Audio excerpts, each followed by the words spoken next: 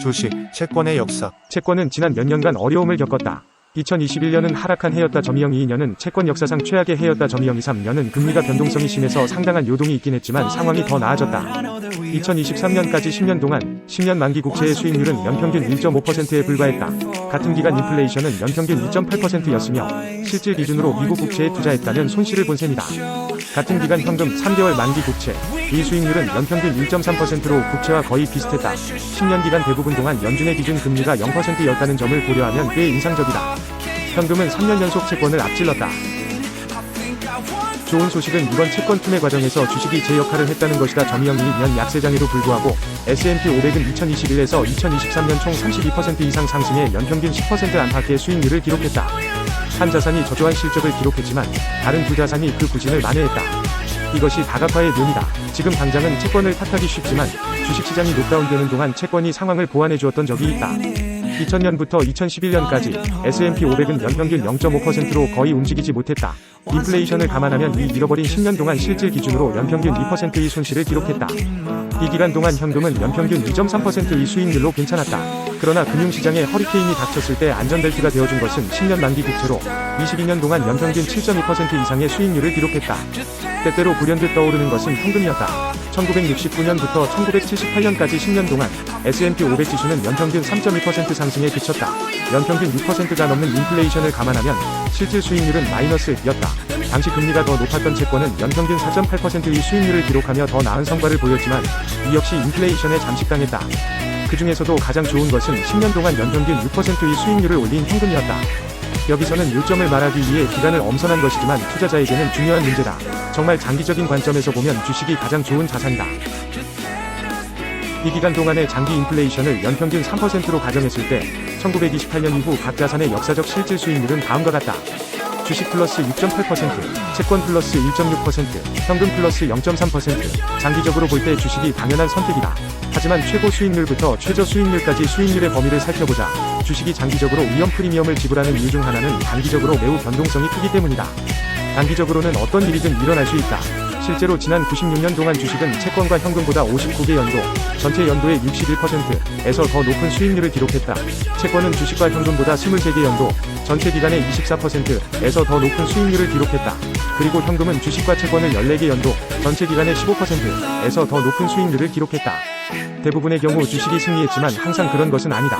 지난 10년 동안 채권이 그토록 힘든 시기를 보냈던 이유 중 하나는 금리가 너무 낮았기 때문이다. 2014년부터 2023년까지 10년 동안 평균 금리는 2%가 조금 넘었다. 이것이 채권의 낮은 수익률을 설명하는 데 도움이 된다. 금리는 장기적인 채권 수익률에 관한 이야기를 들려준다. 올해 시작 금리는 약 4%였다. 이례적인 경우는 아니지만 0% 금리 시대에 채권 투자자들이 익숙해져 있는 것보다는 훨씬 나은 수준이다. 모든 자산은 언젠가 좋은 수익률과 나쁜 수익률을 경험하게 되어 있다. 경제, 금융시장, 투자자의 감정, 투자 성과 등 모든 것이 주기적이다. 수익률이 좋았던 시기가 지나면 결국 평범한 수익률의 시기가 뒤따른다. 그리고 평범한 수익률의 시기는 결국 좋은 수익률의 시기로 이어진다.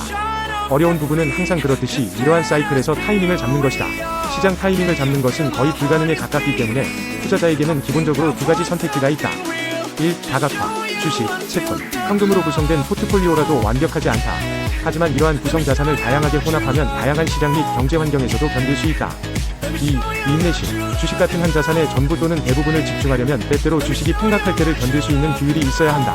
현금 같은 유동성 자산을 보유하는 것이 도움이 될 수 있지만 어떤 사람들은 주식이 하락할 때 손 놓고 가만히 앉아있을 수 있는 능력이 있다. 선택은 투자자로서의 감정을 어떻게 다스릴 수 있는지로 귀결된다. 현명하게 선택해야 한다. 투자자라면 이런 말을 들어보았을 것이다. 주식은 단기적으로는 변동성이 크고 장기적으로는 보상이 크다. 채권은 변동성이 적지만 좋음, 보상도 적다, 나쁨. 위험과 보상 사이의 투자의 황금률을 보여주는 완벽한 예다. 아래에서 살펴볼 두 차트는 주식과 채권의 행동을 훌륭하게 보여준다.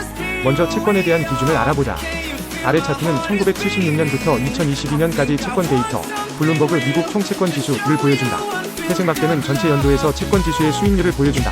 빨간 점은 연중 최대 하락폭을 보여준다. 예를 들어 1997년을 살펴보자. 채권 지수는 10% 상승하며 한 해를 마쳤다. 그러나 연중 최고치에서 마이너스 2% 하락했다. 대부분의 연도에서 한 자릿수 수익률을 기록하고 있고 연평균 수익률은 플러스 6.6%이다. 그리고 연중평균 하락률은 마이너스 3.4%였다. 점유형 이년은 상당히 이례적이다. 이 데이터는 지난 물결표 40년 동안의 금리 하락과 상당히 밀접하게 일치한다. 아래 참조. 금리가 하락함에 따라 기존 채권의 가격은 상승한다. 금리가 상승하면 기존 채권의 가격을 하락한다. 2022년 참조. 수십 년 동안 지속적인 금리 하락. 1980에서 2021년 은 수십 년 동안 플러스 채권 수익률로 이어진다.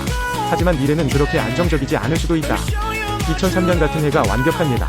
이 해에 연중 마이너스 14%의 하락이 있었다. 상당히 좋지 않은 상황이었다. 하지만 연말을 플러스 26% 상승으로 마감했다. 놀라운 일이다. 이 기간 동안 주식이 채권보다 훨씬 더 나은 수익률을 제공했다. 전체적으로 주식은 물결표 6500%, 65배 의 수익률을 올렸고 채권은 물결표 2000%, 20배 의 수익률을 올렸다. 주식의 3배 압승이었다. 그렇다면 어떤 대가를 치렀을까? 주식은 연중 평균 마이너스 14.3%의 하락을 겪었다. 이는 채권이 최악을 기록한 해 마이너스 15%와 거의 같다. 그리고 주식은 연중 30% 이상의 이례적인 하락폭이 5번이나 있었다. 금액으로 환산하면 50만 달러 상당의 주식의 30%는 15만 달러이다. 점일령 년에 한 번 50만 달러가 35만 달러가 된다고 상상해보라. 물론 투자자들이 일반적인 상식을 따르고 그 과정을 그대로 유지한다면 전혀 다치지 않을 것이다.